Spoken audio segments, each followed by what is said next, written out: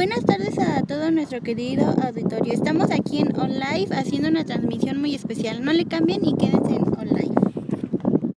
Bueno, esta transmisión es diferente a las demás, ya que en esta sección hablaremos sobre la historia. Sé que a algunos no les gusta y les parece aburrida, pero les aseguro que les gustará y resolverán dudas. Esta sección hablaremos sobre la conquista española a tierras mexicanas. Para esto nos enlazaremos con Mauricio y Andrés, quienes explicarán cómo empezaron los viajes españoles y encontraron México. Adelante. Cristóbal Colón entre 1483 y 85 propuso a los portugueses seguir una nueva ruta y estos no estuvieron de acuerdo, así que después consiguió 3 carabelas llamadas La Niña, La Pinta y la Santa María. Colón hizo 4 viajes en total. El primero lo hizo el 3 de agosto cuando salió del puerto de Palos. Se detuvo en las Islas Canarias hasta el 6 de septiembre para reparación de las embarcaciones.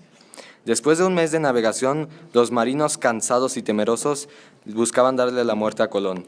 Pero por suerte, el 12 de octubre a las 2 de la mañana se escuchó un grito, por lo cual se descubrió la isla San Salvador. El segundo viaje se realizó con la intención de explorar, colonizar y predicar la fe católica. Colón zarpó el 25 de septiembre de 1493. Su tercer viaje se realiza en 1498. Llega a la isla Trinidad frente a Venezuela. Colón y sus hermanos Diego y Bartolomeo fueron llevados de regreso a España presos y encadenados, ya que se les acusaba de mala administración del gobierno e injusta repartición de las riquezas encontradas. Colón realiza su último y cuarto viaje en 1502 y descubre Honduras, Panamá, Nicaragua y Costa Rica. Hola a todos, bienvenidos a nuestra exclusiva sección de entrevistas. Y hoy vamos a hacerle unas preguntas a la historiadora Aileen Michel. Bienvenida. Hola, buenas tardes. Muchas gracias, es un gusto estar en su programa. Aileen, ¿nos podrías decir en qué consistía la conquista material? Fue una cruda etapa donde, por una parte, los españoles pretendían explotar las tierras y riquezas. En este periodo desaparecieron muchas civilizaciones indígenas y acabaron con los bienes, arrasando con tradiciones e importantes monumentos. Y dinos, ¿quién estaba a cargo de esta conquista? ¿Quién dio estas instrucciones? Hernán Cortés fue quien inició con la conquista, llegando a grandes masacres ayudado por las epidemias que trajeron consigo los españoles. La llevó a cabo principalmente el poder militar. ¿Qué recursos saqueaban principalmente y cuál era el propósito de ello? Hubo mucha explotación de tierras y de bienes. Se saqueaba principalmente materiales valiosos, como el oro, aunque también a los mismos hombres y mujeres, convirtiéndolos en esclavos o prisioneros a través de la fuerza y violencia. Y por último, nos gustaría saber qué hicieron los indígenas como respuesta ante esta conducta. Los pueblos estaban conquistados. Con la caída de Tenochtitlán se habían debilitado, no podían hacer ya mucho para defenderse. Ellos lucharon todo lo que pudieron, pero los españoles tenían más tecnología y trajeron grandes enfermedades que mataron a la mayoría de los indígenas conquistados. Los que quedaron fueron explotados como esclavos y no resistieron mucho al maltrato. Muchas gracias, Aileen, por su tiempo. Ahora volvemos. La conquista espiritual fue un acto de deseo por imponer la verdad religiosa del catolicismo, porque la Iglesia Católica prometía la salvación a quien transmitiera la fe cristiana a los bárbaros. Los conquistadores sabían que para poder adueñarse verdaderamente de las personas, había que transformarlos desde sus raíces. Su rey no estaba en la tierra que habitaban, sino en sus dioses, a los que también tendría que derrotar para completar la conquista.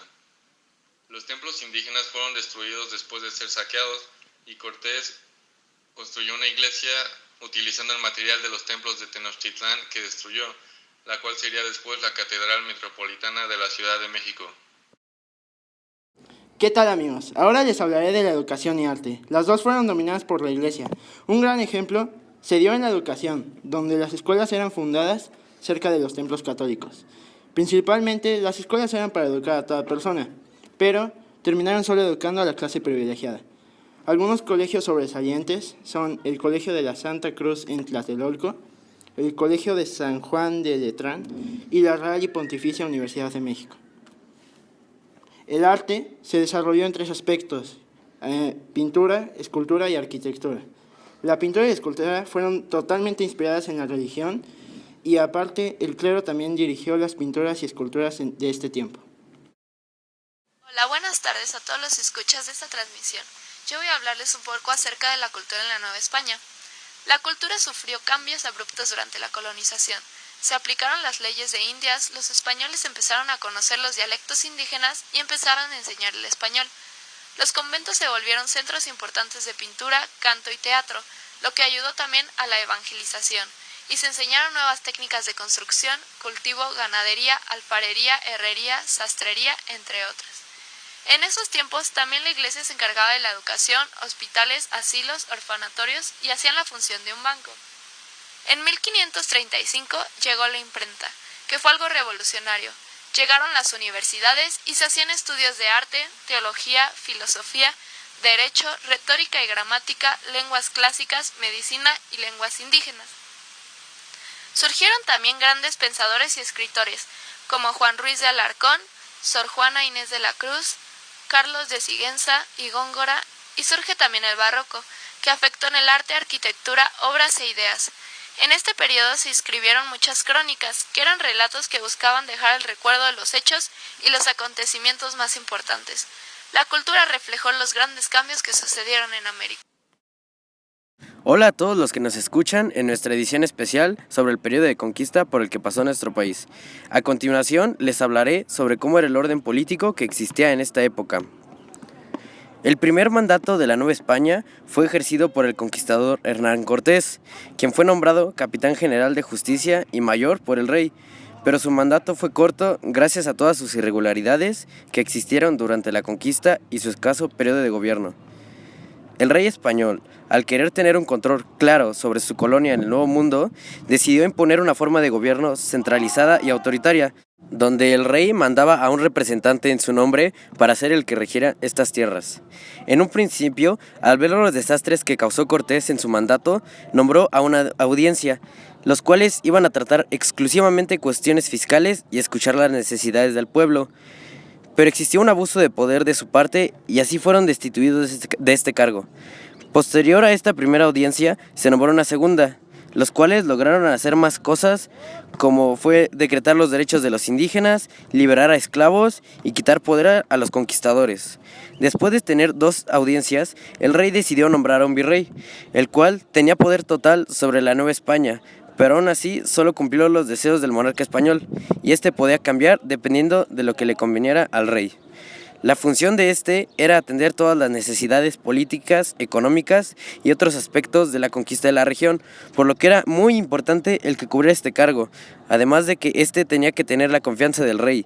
No podía traer ningún tipo de posesión de España a la colonia, para así no tener ningún arraigo con Nueva España. Bueno, esto fue todo por parte de la política de la Nueva España. Sigan escuchando para conocer más cosas sobre nuestro país en sus etapas iniciales, de la mano de mi compañero Andrés. No se vayan. Hola, en esta sección vamos a hablar sobre las clases sociales que había establecidas en el virreinato.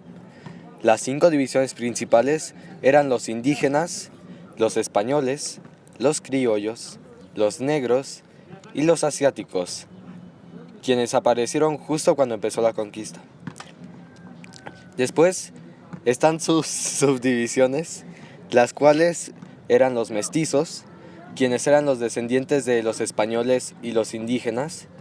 Luego están los zambos, quienes eran una mezcla de los indígenas y los africanos. Los cambujos, los cuales eran descendientes de los indígenas y los asiáticos. Después tenemos a los castizos, quienes son descendientes de españoles y mestizos. Los mulatos vienen de los españoles y los negros. Los moriscos son descendientes de un español y un mulato.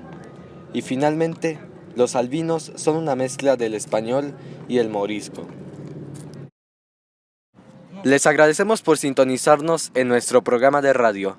Por favor, si tienen alguna duda, no duden en llamar a la cabina